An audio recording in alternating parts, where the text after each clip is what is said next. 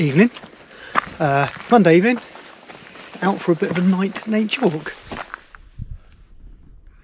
we've just heard that we've been put into lockdown officially. So we're just going to finish up our nighttime nature walk and stargazing, and then mosey on home. I think we're alright out here, we're miles from anyone else. Just enjoying nature. So what do you think, little bear? It's cool. What have we seen? Can you remember what stars we've seen? 2 space shuttles, I think. 2 satellites. Satellite. Okay, and what's that big star over there called? Can you remember that? A really shiny one. Venus. Good girl. And what's the constellation we've just been looking at up there? Begins with the O. Amazing. Orion. Right, good girl.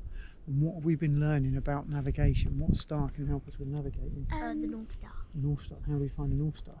If you look north, You look for Polaris, and then you look to the north, Arcadia, and Cassiopeia. and then you Cassiopeia, look to and you north. can find them. Good girls. Well done. You do listen then. Yeah, of course.